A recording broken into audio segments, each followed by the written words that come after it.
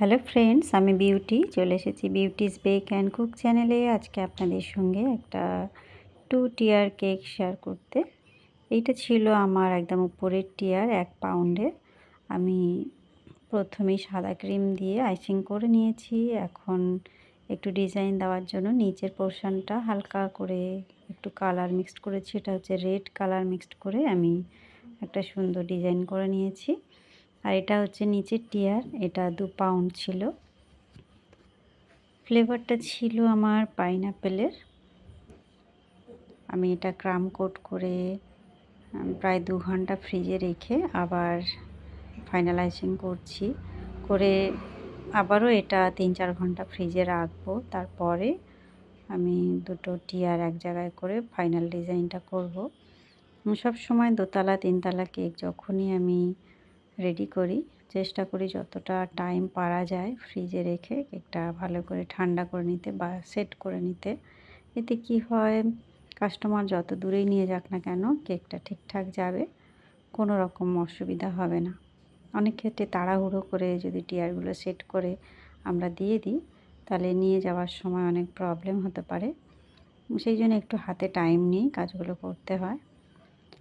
এটা আমি প্রথমে রেড কালার দিয়ে পুরো ফাইনালাইজিং করেছি, কিন্তু রেড কালারটা খুব অল্প পরিমাণ দিয়েছিলাম, 2-3 ড্রপ। আর নিচে যে বর্ডার হিসাবে দিচ্ছি এটা একটু কালারটা বেশি দিয়েছি, দিয়ে একটা বর্ডার হিসাবে দিয়ে নিয়ে একটা স্প্যাচুলা দিয়ে আমি এরকম করে একটা ওয়েব ডিজাইন দিচ্ছি।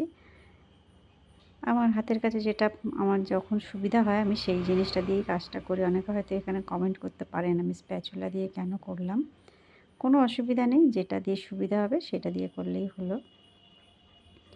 এক এক করে দুটো টিয়ার আমি সেট করে দিচ্ছি। খুব সাবধানে এটা তুলে বসাতে হবে কেকের উপরে, নচেত একটু এদিক ওদিক হয়ে গেলেই ডিজাইনটা খারাপ হয়ে যাবে, আবার সেটা ঠিক করতে হবে। এই জন্য একটু সাবধানতা অবলম্বন করাই ভালো।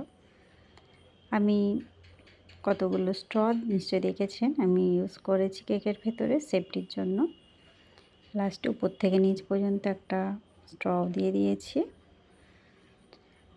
কয়েকটা ফুল বানিয়ে নিচ্ছি। এখানে আমি R11 নজেল ব্যবহার করেছি। একটা বর্ডার আমি করে নিচ্ছি। এই বর্ডারটা দিতে আমি ভুলে গিয়েছিলাম আসলে। পরে মনে পড়লো যে ডিজাইন হয়ে গেলে বর্ডার দিতে অসুবিধা হবে। এখানে শুধু পাইপিং ব্যাগটা ছোট করে কেটে নিয়েছি, নিয়ে ছোট ছোট পার্লের মতো ডিজাইন আমি করে নিয়েছি। এই গোলাপটা একটু অন্য স্টাইলে করলাম। আশা করি দেখে বুঝে গেছেন কি, আমার একটু সন্দেহ হচ্ছে। যাই হোক, আমি নেক্সট টাইম একটু ধীরে ধীরে চেষ্টা করব আপনাদের সঙ্গে এগুলো শেয়ার করতে। অ্যাকচুয়ালি ফোনের স্টোরেজ এতটা ফুল হয়ে গিয়েছে যে একটু ধীরে ধীরে দেখিয়ে যে এডিটিং করব সেটাও সম্ভব হচ্ছে না। যতটা শর্টের মধ্যে করা যায় সেটাই করছি।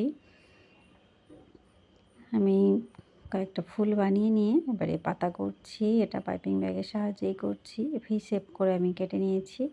এই কালারটা আমি এনেছি, গ্রিন দিয়েছি, এর সঙ্গে একটু ইয়েলো আছে, একটু ব্ল্যাক আছে, মানে সব রকম একটু একটু করে মিক্সড করে কালারটা এনেছি আর কি। অনেকে জিজ্ঞাসা করবেন।